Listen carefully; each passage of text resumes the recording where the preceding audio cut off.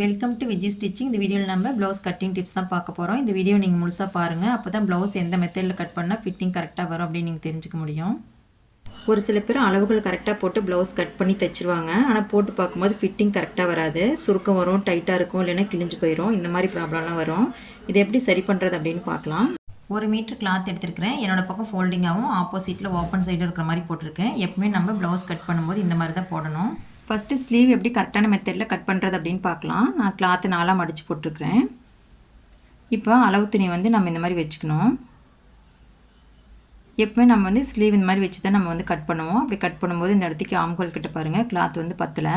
மேலே இருக்கிற ஃபோல்டிங் கிளாத்தை நம்ம உள்பக்கமாக தள்ளி போட்டுக்கணும். இந்த மாதிரி தள்ளி போட்டுக்கணும். இந்த மாதிரி தள்ளி போட்டால் நமக்கு அதிகமாக கிளாத் கிடைக்கும். இப்படி வச்சு பார்க்கும்போது பிடிச்சி தைக்கிறதுக்கு நம்மளுக்கு பாருங்கள் எக்ஸ்ட்ரா கிளாத் இருக்குது. இப்போ நம்ம அந்த ஃபோல்டிங் கிளாத் தள்ளி போட்டோம் இல்லைங்களா, அதுக்கு மட்டும் நம்ம எக்ஸ்ட்ரா பீஸ் கட் பண்ணி அட்டாச் பண்ணிக்கிற மாதிரி இருக்கும். அவ்வளோதான். இந்த மாதிரி மெத்தடில் தான் நம்ம ஸ்லீவ் கட் பண்ணணும்.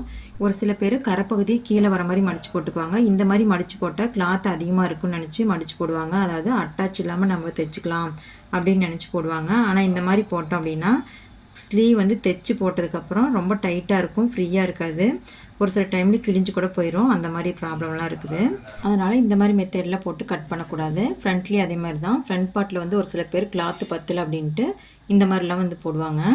இந்த மாதிரி போடும்போது நம்மளுக்கு கிளாத் ரொம்ப டைட்டாக இருக்கும். அதாவது இந்த லைனிங் கிளாத்தை நம்ம இழுத்து பார்த்தோம் அப்படின்னாவே நம்ம கண்டுபிடிச்சிக்கலாம். இங்கே பாருங்கள், கொஞ்சம் கூட கிளாத்து நகரலை, ஒரு பாயிண்ட்டு கூட நகரலை.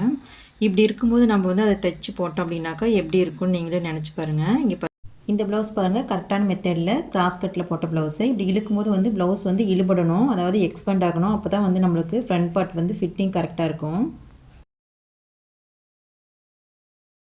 எப்பவுமே நம்ம இந்த மாதிரி மெத்தடில் துணி போட்டு கட் பண்ணக்கூடாது. பேக் பார்ட்லேயே ஒரு சில பேர் இந்த தவறு தான் பண்ணுவாங்க. இப்போ பேக் பார்ட் நம்ம கரைப்பகுதி ஆப்போசிட்டில் இருக்க மாதிரி தான் போடணும். ஆனால் கரைப்பகுதி கீழே வர மாதிரி மடித்து போடுவாங்க. இந்த மாதிரி மடித்து போடும்போது கிளாத் அதிகமாக நம்மளுக்கு கிடைக்கும் அப்படின்ட்டு போடுவாங்க.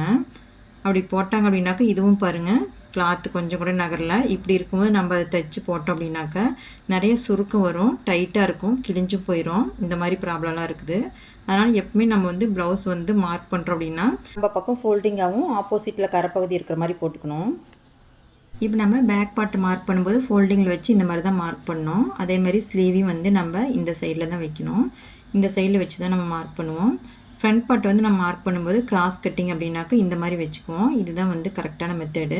ஒரு சில பேர் இந்த கிளாத்தை இந்த பக்கம் திருப்பி போட்டுக்குவாங்க. அதாவது இது இந்த பக்கம் திருப்பி போட்டாங்க அப்படின்னா இதுவும் கரெக்டான மெத்தடு தான். இப்படி போட்டாங்கன்னா இது நேர் கட்டிங்கு, இதுவும் கரெக்டான மெத்தடு தான்.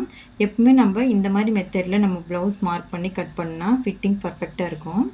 நெக் பீஸ் தைக்கும் போது சுருக்கு வராமல் இருக்கிறதுக்கு நம்ம 1 இன்ச் அளவில் ஃபுல் கிராஸ் கட் பண்ணி தைக்கணும். அப்படி தைச்சோம் அப்படின்னாக்கா நெக்கில் கொஞ்சம் கூட சுருக்கமே இல்லாமல் இருக்கும். ஃபினிஷிங்கும் நீட்டாக இருக்கும். தேங்க்யூ.